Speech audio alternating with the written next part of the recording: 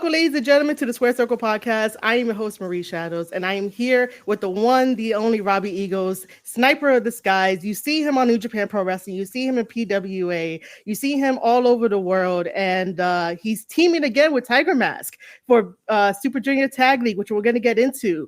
But first of all, Robbie, how are you doing on this fine, I guess yours is Thursday day? Correct. I'm in the future. So just let me know what lottery numbers you want me to predict, and I'll send them your way.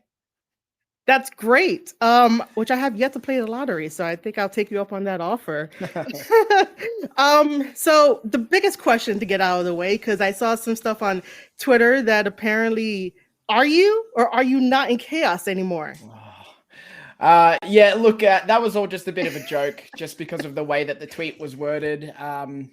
No, I'm still in Chaos. I'm still a member of Chaos, and I think it's because of it is a little confusing for some people, but there's a relationship between Hontai, the New Japan home team, and Chaos, and that's been existing since about 2019. So we can kind of, I guess, like cross over with each other's units. So that's why you've got myself and Tiger Mask. He's on the Hontai side, I'm on that, and we're making this crossover team. But yeah, it looks like Leo Rush is a new member of Chaos, and he's representing with Yo. So I don't know, it was a little bit of jealousy, but also, you know, just playing with the fans on Twitter and poking the bear, as I like to do every now and then. I totally saw that, and I was the same way too. I was like, what is happening? This is so weird. So that's why I had to like ask, and I guess I got the exclusive, guys. So, you know, everything's okay. Because I was going to follow it up with, you know, did you have like Okada on speed dial to be like, hey, am I still good, Okada?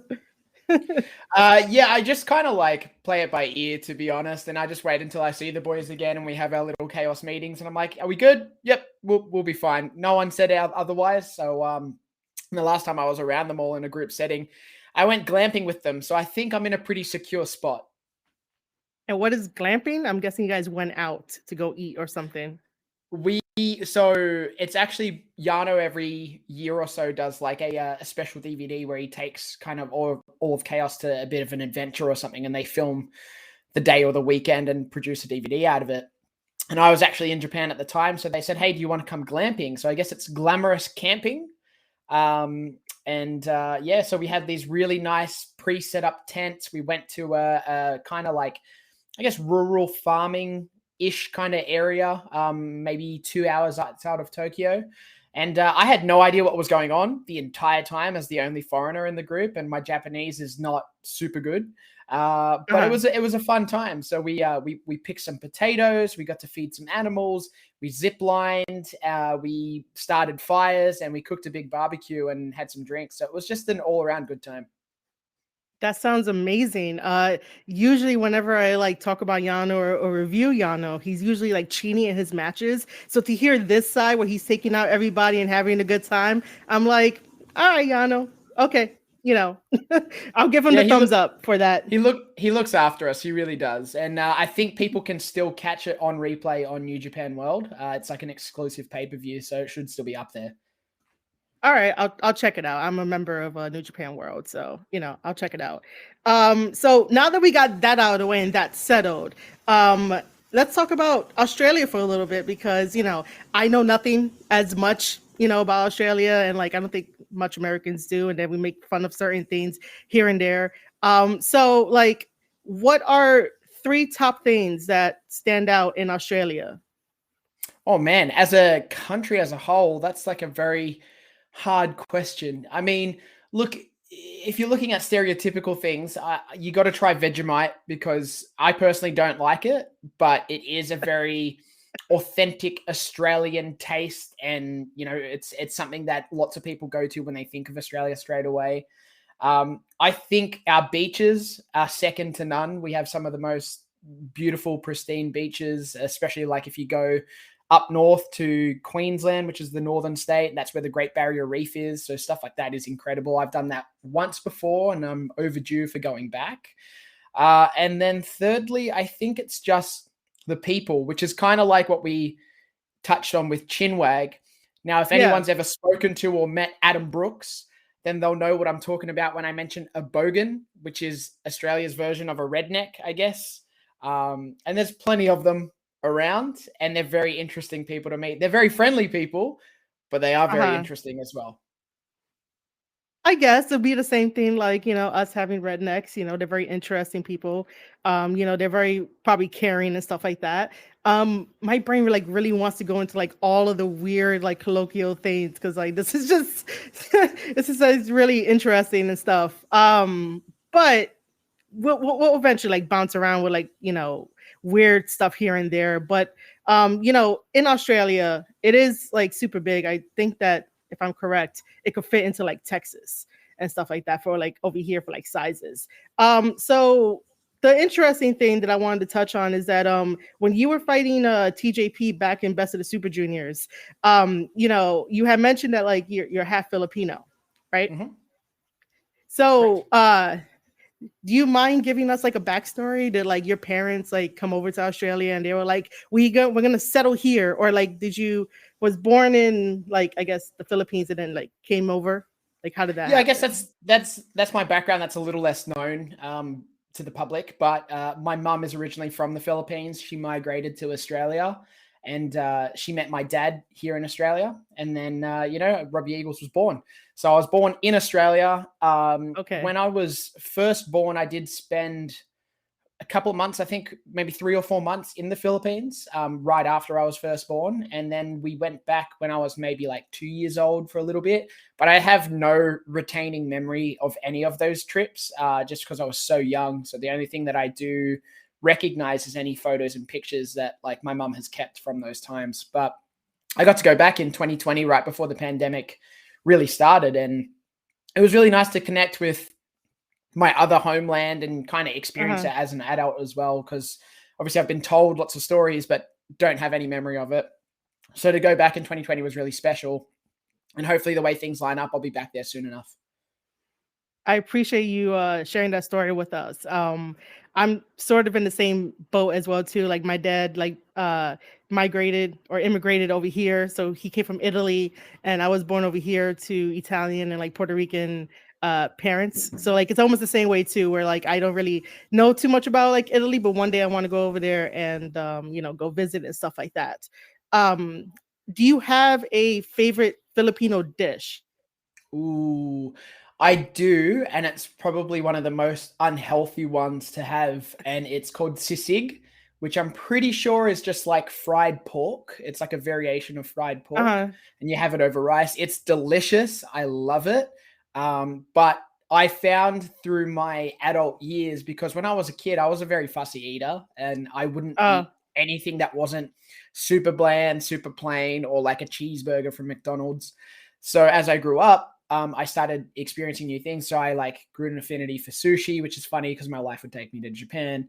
And then I would like just start trying new foods and be a bit more adventurous. And then I started really diving into Filipino foods. And it was on that trip in 2020, I asked the guys that were looking after me when I was there wrestling, I said, hey, at least once, I just want to go to like, it doesn't have to be high class, doesn't have to be low class, doesn't have to be street food, whatever you guys want to do.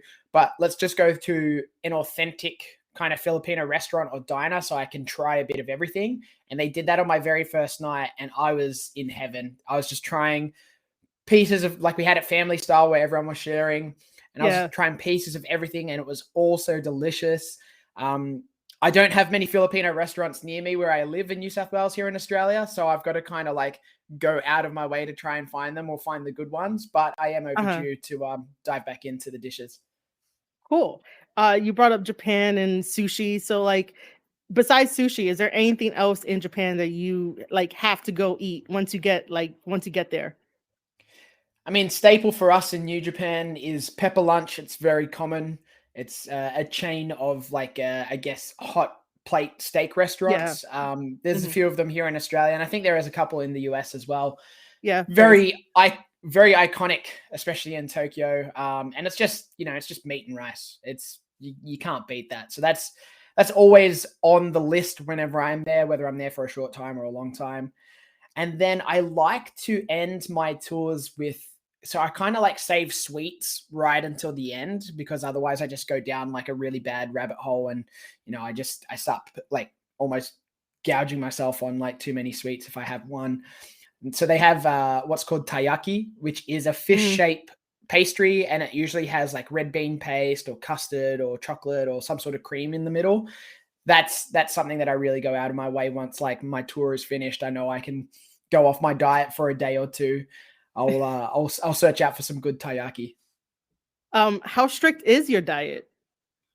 It's stupidly strict, actually. I mean, when I'm on the road, it's not as strict because it's a little more difficult to stay as strict as I would be when I'm here at home. Obviously, when I'm at home, I can just prep my own meals or go out of my way to find the healthiest option to when I'm out and about, kind of thing.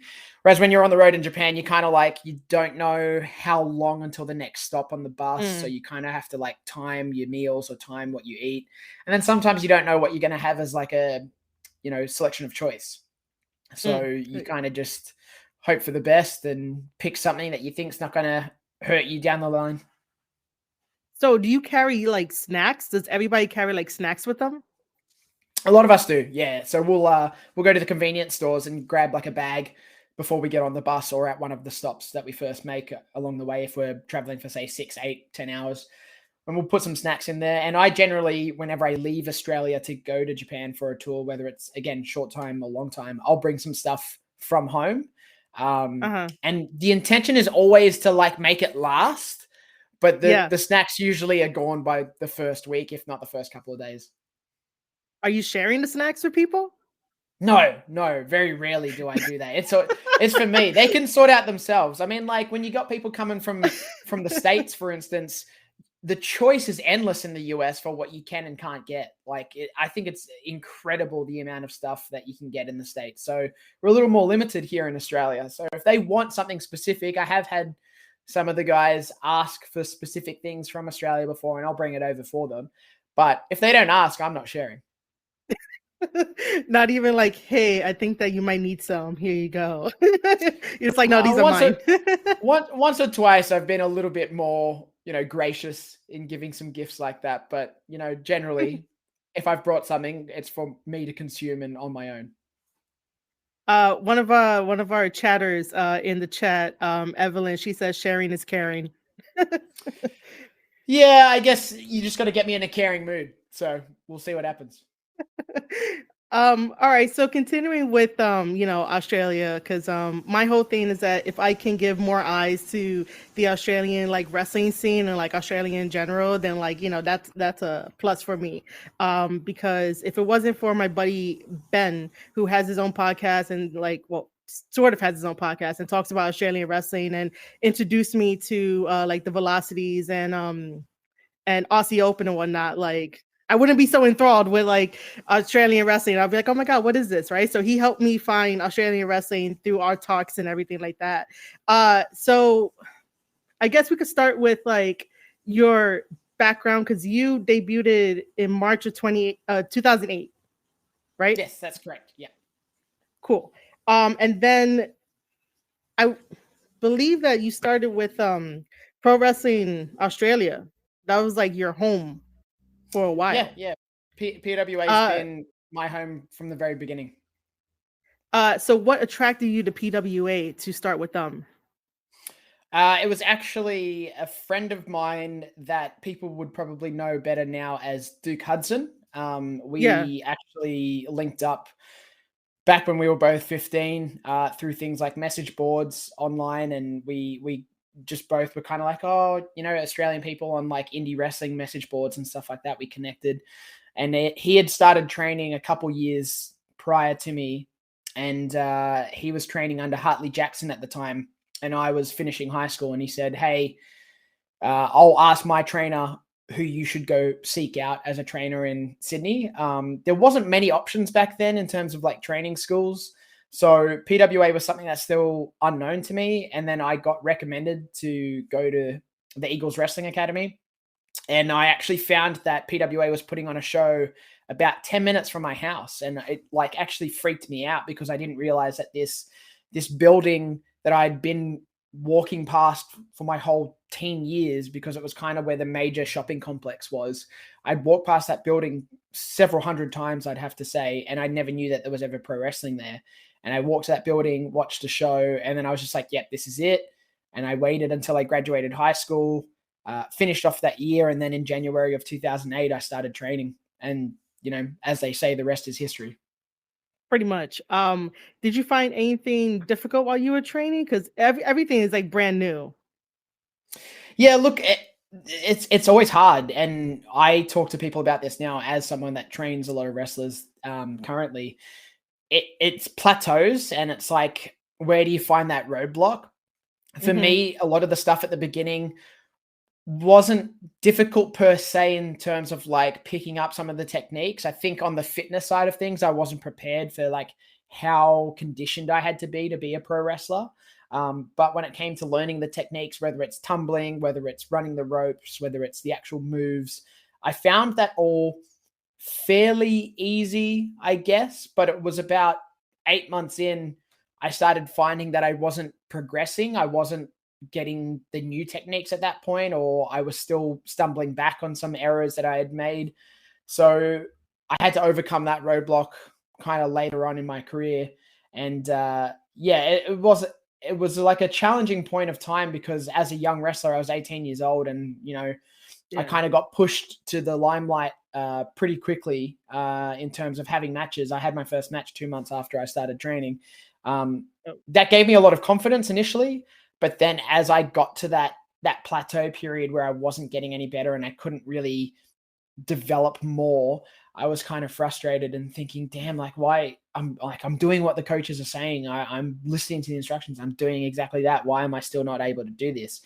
And it's all just, you got to look back at yourself. And I tell lots of younger wrestlers this to this day. The best thing that they could do is film themselves in training so that they can review it. So that if you feel like, I'm getting these instructions from my coaches, I'm doing exactly what they say, but then when I perform whatever the task is, they're telling me I didn't do it right, but I feel like I am. If you film it and watch it back, you can actually break it down, and you can probably see, especially in slow motion, you can see what your coaches are telling you. And then you go, oh, okay, I know what they mean now. And then you can work on that a bit better because you've seen it from an outside perspective. I totally get that 100%. Yeah. So when you were like plateauing and like didn't have, I guess, the inspiration, you're like, what can I do to get better? Did you at any point like go and watch like any wrestling that you could get your hands on to get that inspiration back to sort of get out of that like rut?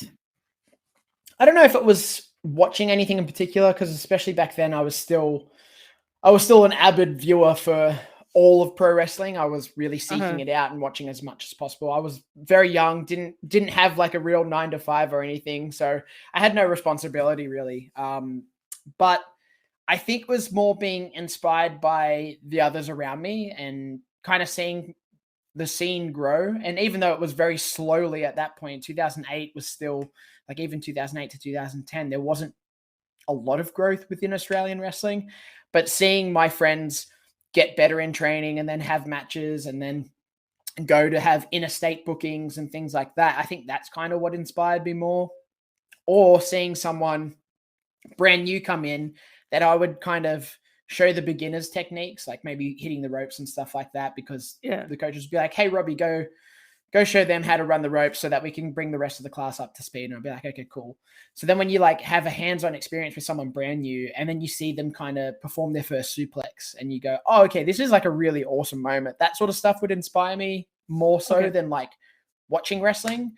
But I do remember around 2009, 2010. So like a year or two after I started, I was very avidly watching Prince Devitt wrestle a Hmm. lot in New Japan Pro Wrestling, and he was a guy that I did look to for inspiration heavily. So if I was gonna, quote a person or a match, it would have to be one of his. So which one of his matches would be your favorite? Uh, I don't know if I have like a standalone favorite. There'd be so many. Like I really liked the matches that he and Taguchi had against the Motor City Machine Guns. I thought that series was really good. I'm a big Alex Shelley and Chris Sabin fan. So they were two guys that inspired me when I was in my teens, first watching independent wrestling and then going on to watch things like TNA and now Impact. But I think there's a match. So and this kind of links to my first time in Japan outside of New Japan Pro Wrestling. There was a tournament for 01 Pro Wrestling, and it was the junior heavyweight tournament, and Prince Devitt was actually in it as a representative of New Japan, and he went on to the finals to wrestle someone that would go on to train me in Ikuro Hidaka, who was a legendary Japanese junior heavyweight wrestler. And I think their match is actually really, really great, and it's something that not a lot of people probably would have seen, because 01 was a little bit more obscure in terms of Japanese wrestling.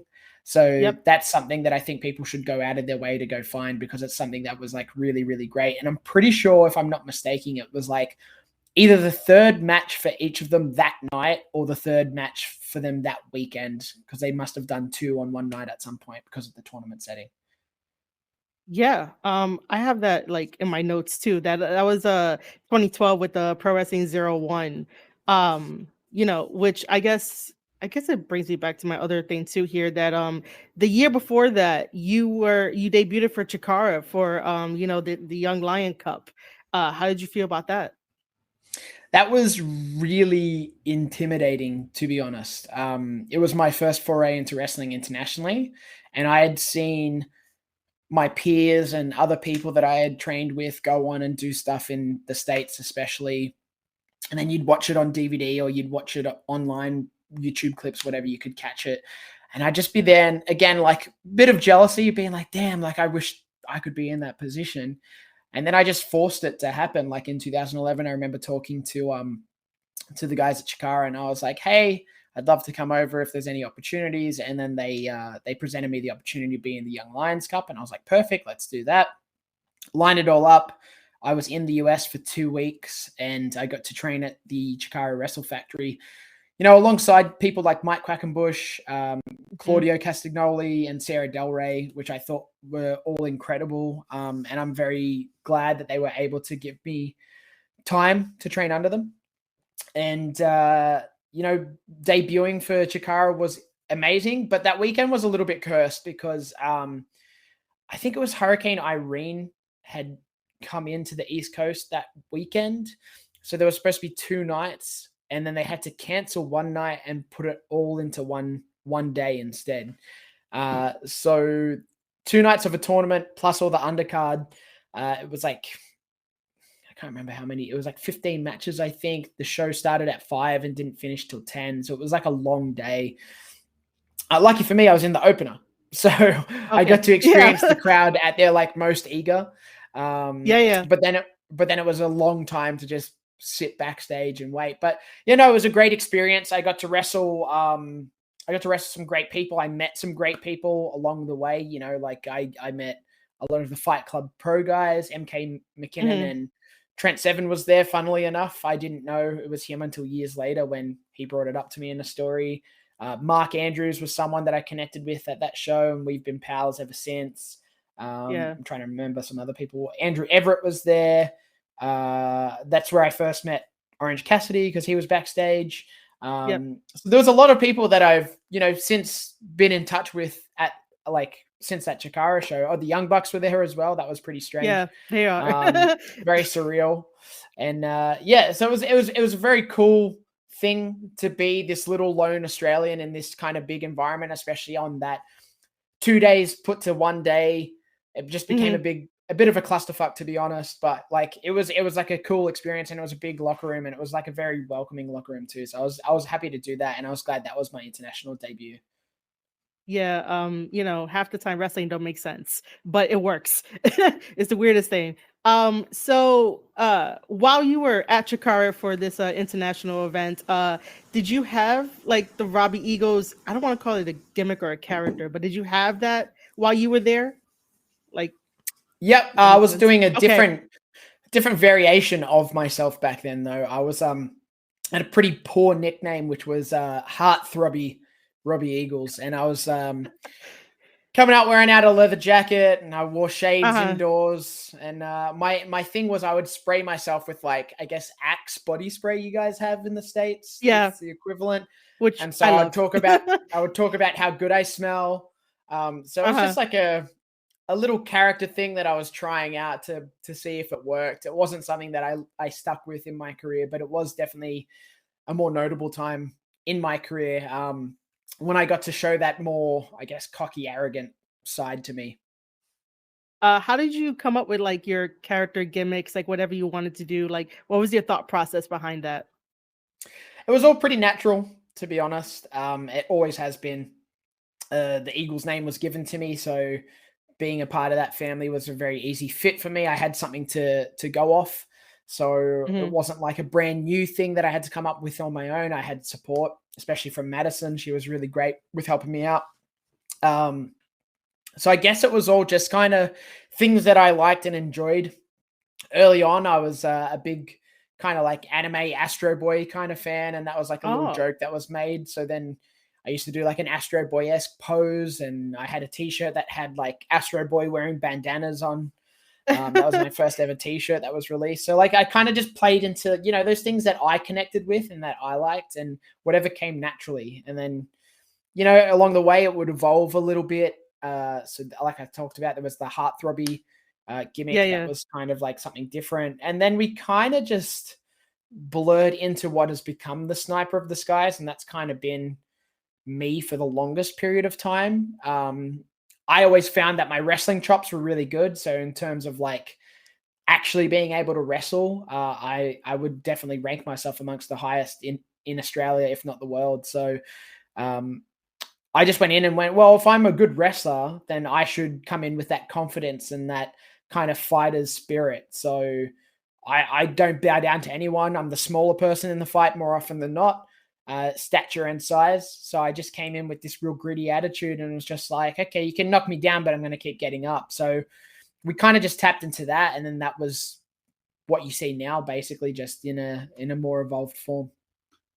That's what I like really love, especially watching your matches and reviewing them for like my show and stuff, and then for like my fans to hear about it, and then just breaking it down, like how you go into the match, how you like sort of the psychology behind it. I was watching you versus Desperado again at Grand Slam at that Wrestle Kingdom, and I was just like, man, this is so good.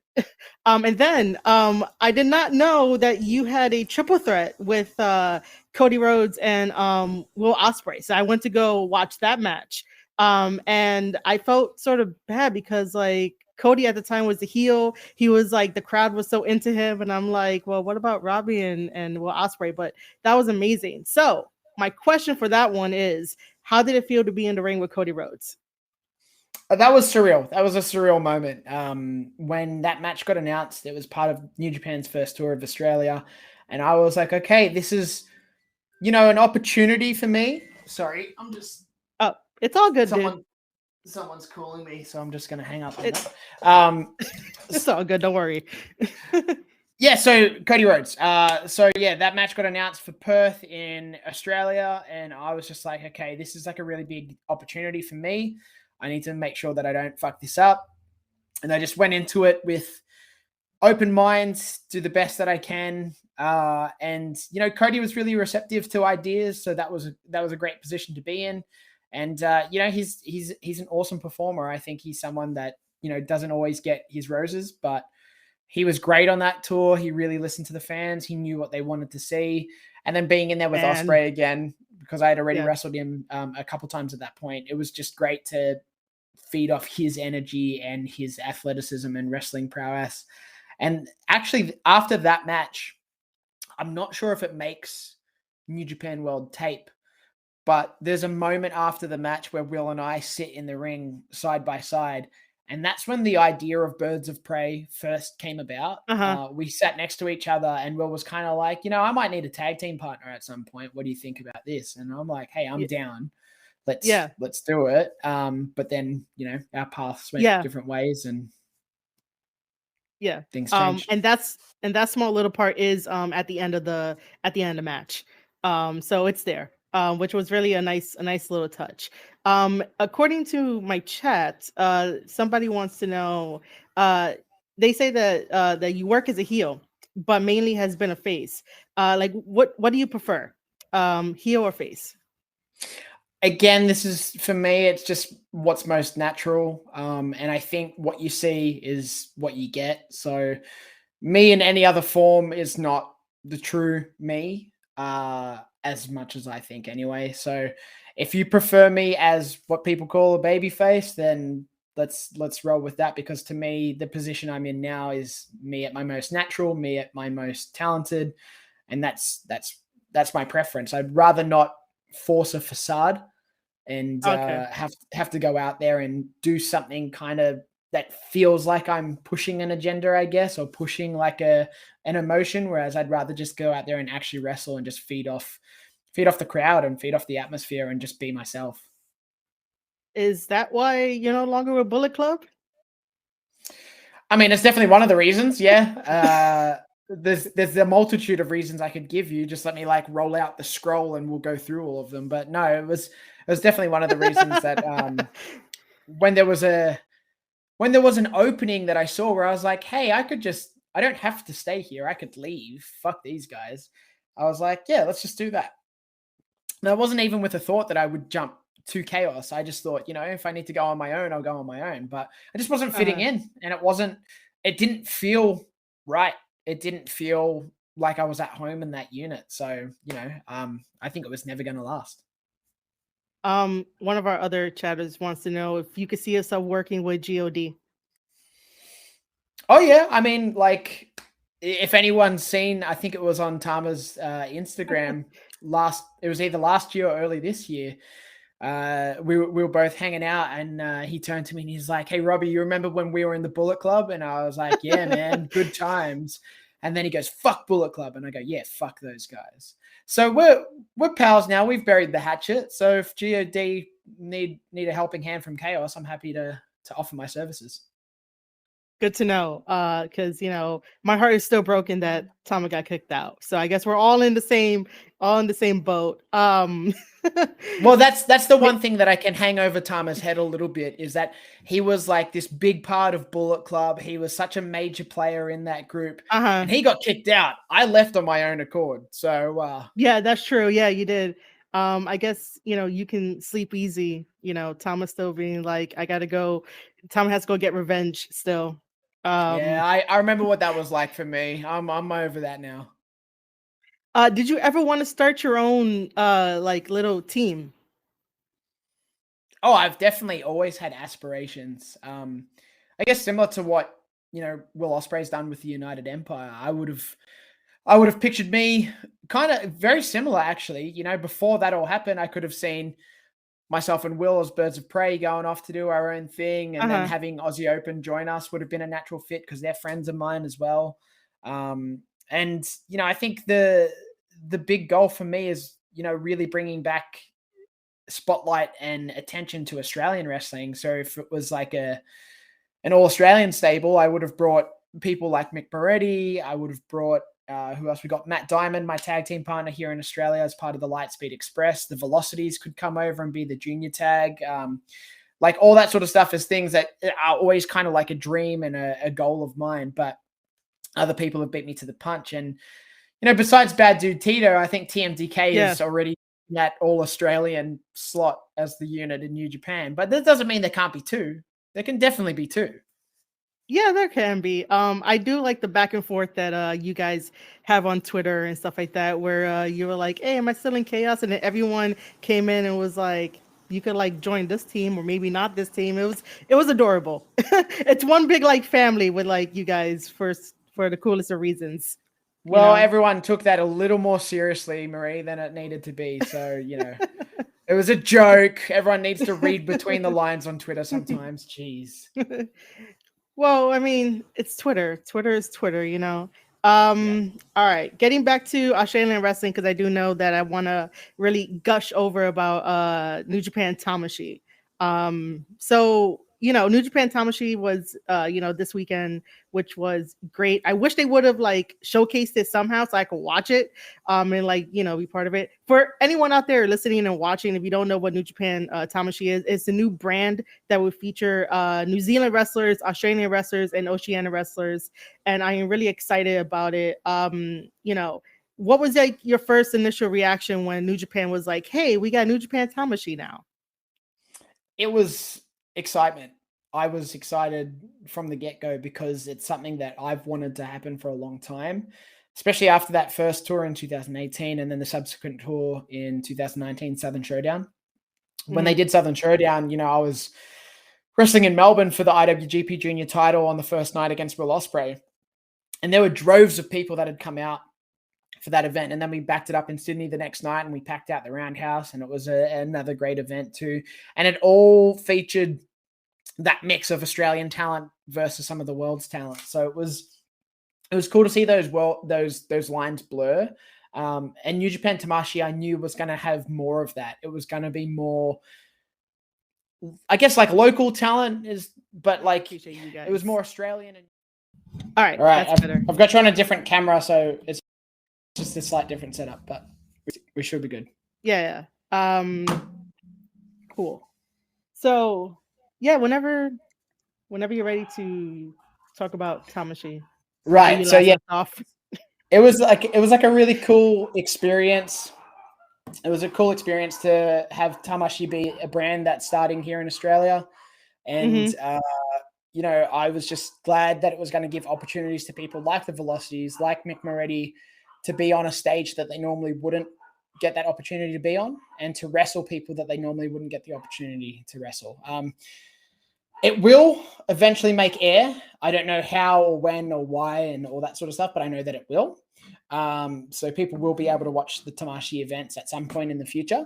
But for me personally, it was bittersweet, but it was also great to see the Velocities mix it up with someone like Kenta, because Kenta's been such an influential wrestler to people of like my generation, and maybe a little bit to the Velocities. They're a little younger than me. So to see them, take it to him, and then unfortunately, Jude London got hit with the GTS, so they go to sleep. So that was unfortunate, but it was also like a surreal experience for me as a fan to see that, like, a friend of mine go through that. And then Mick Moretti versus Ishimori was an incredible match. I really want people to go out of their way to see that when it does come to light. So yeah, it's just going to be a great opportunity to have that New Japan name, to have more New Japan talent come to Australia, mix it up with our talent here, and then hopefully create more eyes and opportunities for Australian and New Zealand talent as well. Yeah, man. I was super excited about it too when it got announced, because I'm like, New Japan has a very good crop of like diversity already. So like, why not just like let that flourish and let that, go wild and stuff like that. And then as I'm reading the behind, I guess not really the behind the scenes, but the news on New Japan and their like review, you called out Ishimori for his IWGP Junior Heavyweight Championship.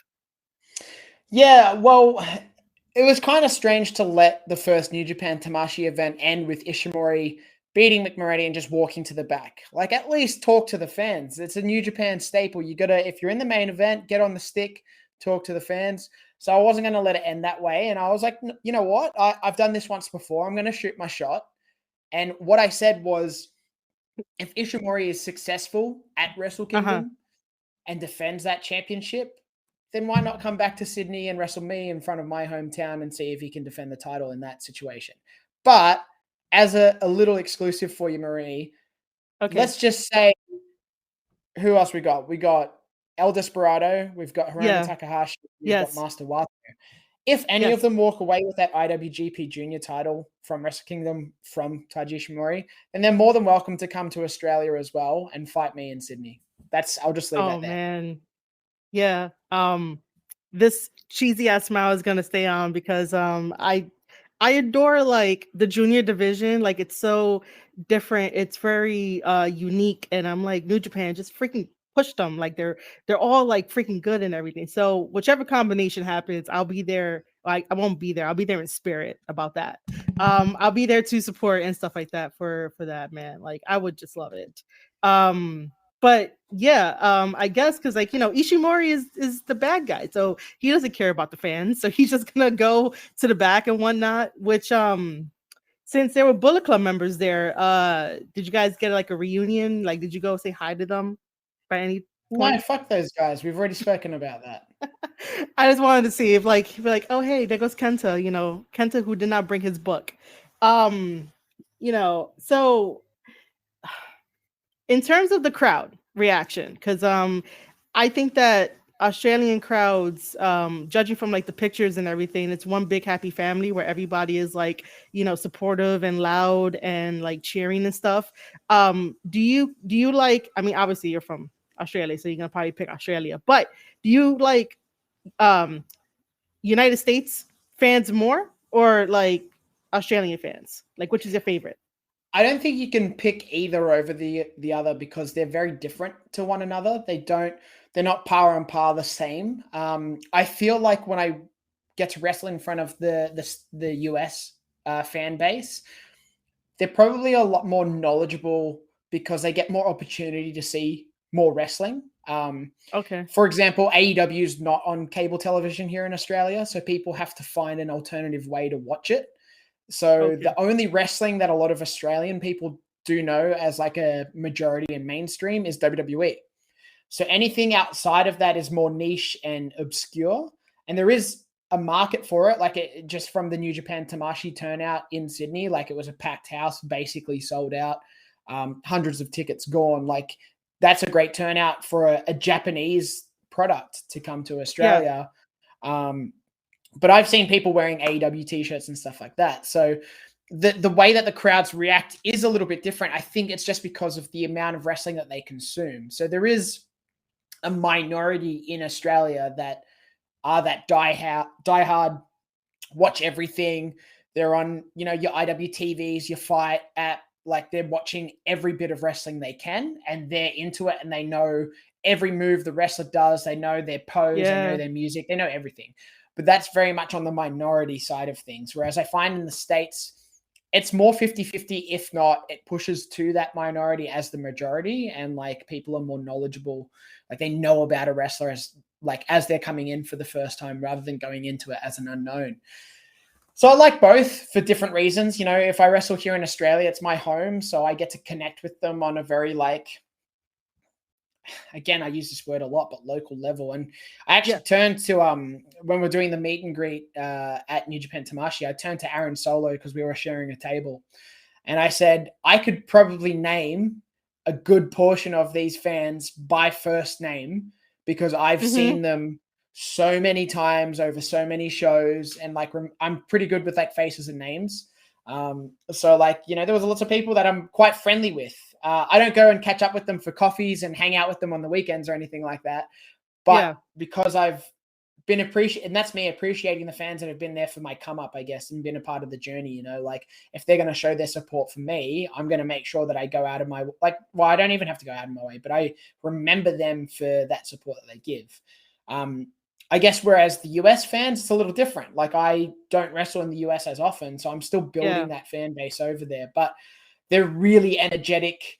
They love the wrestling, and like if it's a New Japan show, if it's where I've wrestled for VXS recently, Mm-hmm. those fan bases know who you are as you come in, and they get behind you, and it's an incredible atmosphere at a lot of whether it's independent New Japan or other promotions in the US. So yeah, no, I like both for separate reasons, but it would be. I mean, dream of mine is to have people come from the US to watch Australian shows and come from Japan to watch Australian shows. So hopefully as we progress, Mm-hmm. 2023 looks like a pretty good year for stuff like that to happen. So let's keep our fingers crossed. Yeah, man. I would love to travel to Australia just to like hang out, like just be around wrestling and stuff like that. I would love to. Your biggest fan is also in the chat, and she says Robbie is one of the best at building connections with the fans. Do you have a fan story that is close to your heart during one of your meet and greets? I kind of want to predict that that's maybe Bonnie in the chat, but Yes, it yeah, so is. no. What's Yeah. up, Bonnie? Thanks for your support. Of course, I know who it is. Sorry, what was your question again? It was about the fan Like connection? yeah, like basically like do you have a story that you want to share that you kept one close to your heart like during meet and greets? Uh, See, I can't think of one that sticks out right now, but some people really come with some really heartfelt things. Like there was Mm. someone that spoke to me not long ago in like a DM, and I've since met him, and he's also got a podcast and stuff. But I think he's one of the members of We Work Stiff, and his name Yeah. is Red. And he told me that I inspired him to go on a weight loss journey. And, that's not something that I would think would happen because I'm just little old Robbie. I just wrestle and do what I enjoy doing and what I'm passionate about. And then what I've done as something that, when I was a child, dream of doing, has inspired him to go and do something to make himself healthier or better or just feel better. That's incredibly touching. Things like that, like if I get to do, birthday shout outs or special messages through things like Cameo and stuff for people, that stuff is incredibly gratifying to me.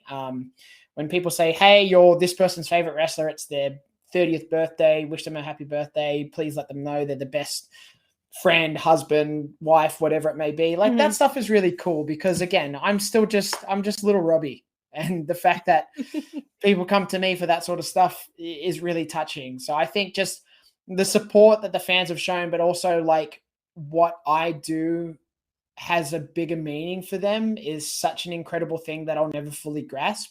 I'm just super appreciative that they watch what I do and they enjoy it. That's awesome. So I have one last topic about wrestling, and then I really just want to get quickly into like the weird ass like slang that like we have and whatnot. The last wrestling topic is that I did a little more research, right? Because whenever you're wrestling and like Kevin Kelly is on commentary and you have your submission, the Ron Miller special, I actually decided to look up who Ron Miller is because I don't really know anything about it. And man, I was treated to like 3 different matches that I adore. And I understand like why he was so important to Australian wrestling and like the contributions he made. And like, because the way that I look at wrestling is that like I really analyze it and I break it down and I explain why like psychology is important, why character building is important. Like I really go in depth and like everyone else can like attest to that. So just watching him, I was like, oh, I was like treated for like the whole entire thing. What like when was the first time you discovered Ron Miller? Well, I was privy to him as a wrestler just from my initial training because the Ron Miller special, the hold that I used the inverted figure for, was actually my first finishing move that was taught to me by Robbie Eagles, one of my coaches. So we weren't calling it the Ron Miller special back then, but once I kind of like was shown that move, I was like, where did this technique come from? I've never seen it before. And then Ryan kind of told me about Ron Miller. And it was just something that like came to light. There was also like a little documentary that came out on was like free to air TV here in Australia called Rough, Tough and Real. And what it talked about was the older days of professional wrestling when it was in the spotlight in Australia, when it was on broadcast television. And Ron Miller was featured heavily on that. So I do remember watching that as well. But it wasn't really until maybe 2015, 2016 where I kind of reconnected with that history of Australian wrestling. And in 2017, I started applying that hold again in my matches. And that's when I was like, hey, I think I'm onto something here because everyone looks at me as like just this high flying wrestler. I'm actually going to come at them with the different approach. And, I'll come from above, but strike below is kind of one of the mottos that I like to incorporate. And then that was what would set up the Ron Miller special. So for me, it's homage about how much he did for us. And, he probably doesn't realize the gravity that all holds on Australian wrestling today, because even though after his kind of time in the sun, wrestling went off TV and then became more obscure from like a local level, his history in what he did, wrestling people like Harley Race, wrestling people like Andre the Giant, and all these people that would come to Australia when it was a territory and they, defend their championship against him or try to fight him for the Australian championship. That stuff is so incredibly important because it shows that we were on the same level as these big stars from around the world. So I think it's super important. He's such a pillar for Australian wrestling. I'm still vying for the opportunity to meet him because he is still around, but like doesn't have any involvement in pro wrestling. I have heard that he likes to stay a little bit more in the shadows, so that's cool too. Yeah. But if there's any opportunity for me to at least, thank him for what he did accomplish in his career and setting us up to be recognized as on par with the world's best, then, that's the least that I could do. Because Man, the 3 matches that I got introduced to were, like, top-notch matches, and I know that, when people watch this or listen to this, they're so used to modern wrestling that, like, if they go and watch it, they'll be like, "Oh, what is this?" You know? Because I got hyped over the fact that he was working a hammerlock. Just Mhm. because of how him and, the Golden Terror were selling it. I was like, "Why am I getting so hyped up over this?" Like a good hype, not like, anger or whatever, but, like, a very good hype, so like I'm very like old school type, person that watches wrestling and talk about it. So I was really happy to actually go and like do the research and like actually figure out that the Ron Miller special is a wonderful submission and not just a random name, because sometimes wrestlers name their stuff like very random stuff, and I'm like, okay, whatever, which leads me to my next question about when you do the turbo backpack, what inspired you to like get that move or do that move? So that move actually has a long running history. I actually more or less stole it from my buddy Matt Diamond, who did a variation of the turbo backpack when we were backyard wrestlers, which is not an unknown fact for a lot of us here in Australia and even around the world. I think he did borrow the move from another wrestler in the US that maybe dabbled in backyard wrestling and also had like a independent wrestling career as well. But I can't be certain who came up with it first. But I did put my own spin on it, where I turn it into more of a Michinoku driver. It's a little bit different to the Hmm. one that Matt used to use. But the the name Turbo Backpack actually comes from like an original internet meme video. It's like an early YouTube kind of meme of like this kid. I don't know, he's probably like 12 or 13 years old, and he's on his webcam and he's doing like exercises. He's doing exercises, and he starts just doing like really fast squats, and he calls it the Turbo Backpack. And myself and Dunkzilla Davis from Aussie Open watched this video back in like 2011, 2012, and we thought it was the funniest thing. And then I used that for the name. So that's where the name comes from. It also does come from the fact that one of my favorite Arnold Schwarzenegger movies of all time is Jingle All the Way, which he becomes Okay. Turbo Man. And then my latest T-shirt for the Turbo Backpack in New Japan, which is still available online, is very much inspired by Turbo Man and Jingle All the Way. All right. So now that we're done with the wrestling stuff, I guess I could just ask you like the random questions that I have. I always ask wrestlers that come on here this one question about like there are so many different promotions, there's so many different championship belts. In no particular order, what are your top 5 favorite championship belts? Oh my gosh.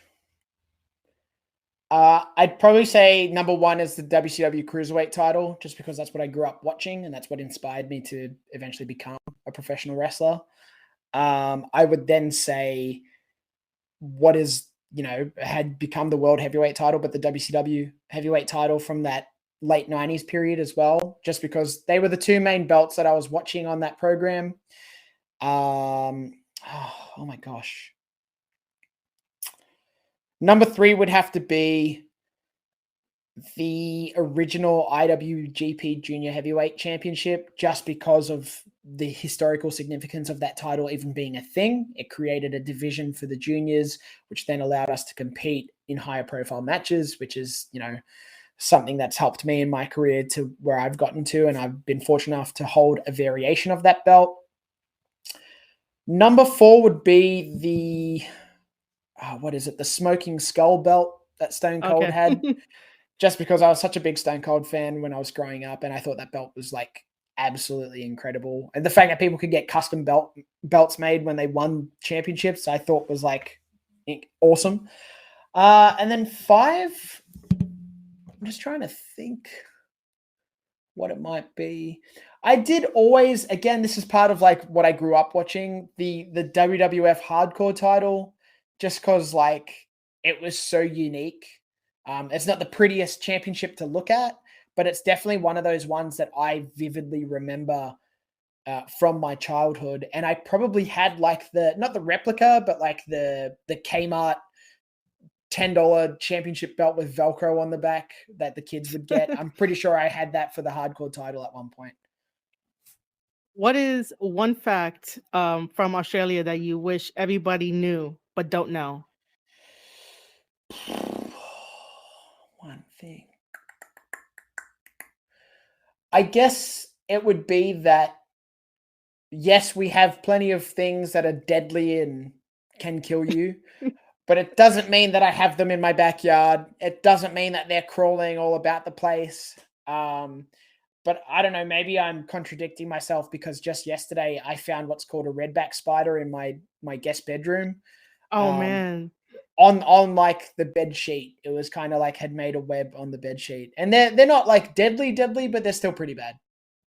How big is the spider? Is it like tiny, big? It's tiny, but it's got like this really bright red glow on its back. And they're actually, even though they're very small, their legs are quite long for the shape of their body. So they're like still not cool to look at. They're terrible. And anyone that's followed me on social media, on Twitter and Instagram the last couple of days, I had what is Australia's nightmare happen to me when I was driving and I felt something crawling up my leg. And then I looked down as I was driving and I had what's called a huntsman spider, which is probably as big as my hand. So they're huge, not deadly, not vicious in any way. They very rarely even bite people. But that was crawling on my leg. I flicked it away in panic, tried to not swerve on the road, kept driving to my destination. And then when I got out of my car, I could no longer find the spider. I've since found him. He was in one of my air vents for my air conditioning, but he since has crawled to a new location, which I have not found. So he's still living in my car somewhere. Damn, that sounds like, man, I don't know. I think that I don't know what I would do. I don't like creepy crawlers as it is. Yeah, I'm not great with spiders or bugs of any kind really, but I could have dealt with that a lot worse than I did. So I'm just glad I didn't have a car accident when it happened. Yeah, which is the plus side, nothing bad happened. What is one thing that you don't understand about America when you come over here? Oh, that's a good question. Tipping. Like I Tipping? get it. I get it, but I always forget about it when I'm there for the first time just because Mm-hmm. it doesn't exist here in Australia. It is absolutely not something you do in Japan. So for Yeah. me, on like a regular basis, I'm so not accustomed to tipping.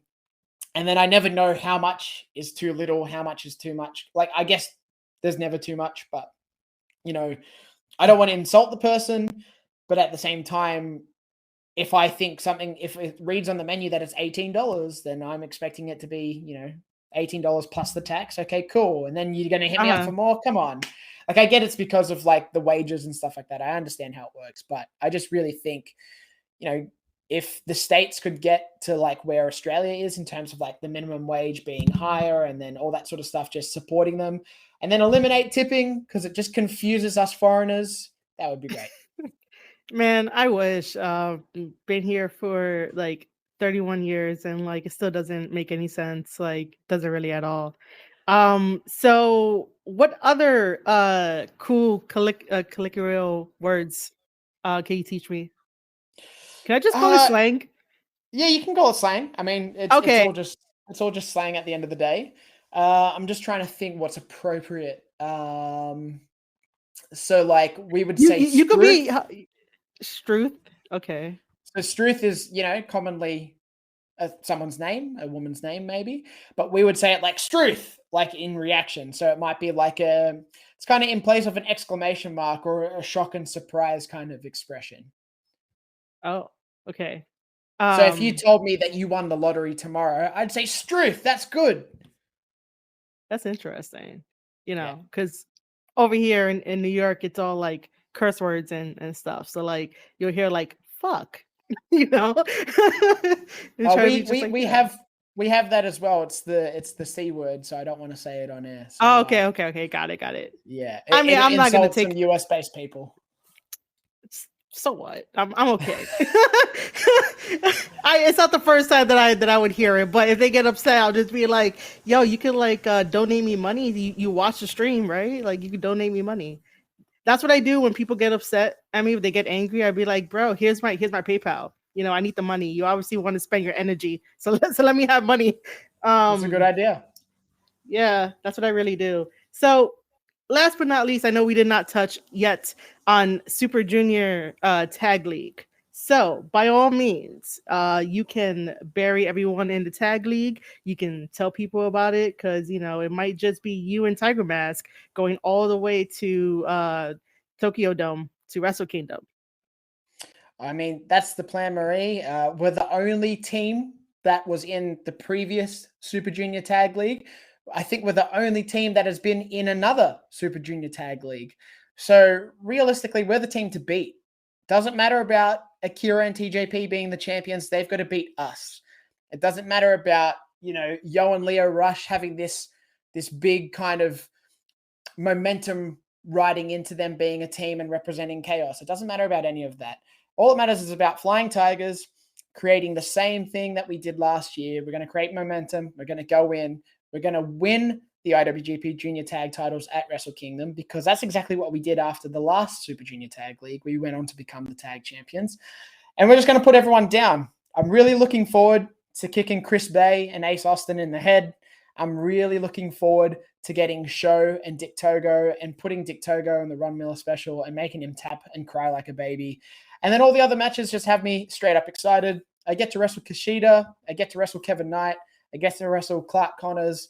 I mean, the list is incredible. The Super Junior Tag League this year is going to be amazing. And I'm very excited to get back to Tokyo on Sunday.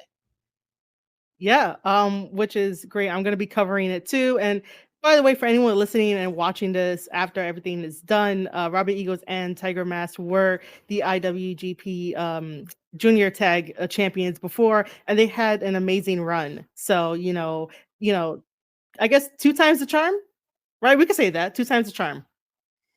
Yep, we're just looking to go back to back. 2 times the charm. It's definitely going to be a great Super Junior Tag League running at the same time as World Tag League and stuff. So everyone in Super Junior Tag League, watch out for Tiger Mask and Robbie Eagles. So I've had a very fun chat. So I'm going to give you the floor again. If you want to put yourself over, you can. Go ahead. Well, yeah, I just want to thank everyone for the continued support that they give me, that they give Australian wrestling and New Japan Pro Wrestling. Please continue to keep your eyes peeled for everything PWA, for everything New Japan Tamashii, for everything New Japan Pro Wrestling. And, if you want to find me on social media, at Robbie Eagles _. I've got a Pro Wrestling Tee store. I also am on Wrestler merch for those that are more on the oceanic side of things. Go to those websites to find my merchandise. And please tune in to the Super Junior Tag League starting on November 21st, Japanese, Australian time, and follow along as the Flying Tigers sort of victory. All right, that was amazing. So again, guys, thank you for tuning in and watching this. This was fantastic. I'm your host, Marie Shadows. You can find me on Twitter at Marie_Shadows. Make sure to follow the Twitch channel, twitch.tv/Marie_Shadows. And last but not least, make sure to sign up to my newsletter where there's more wrestling content over there, marieshadows.substack.com. For everyone that has joined us, I will see you guys tomorrow with some more content. And everyone, have a good night.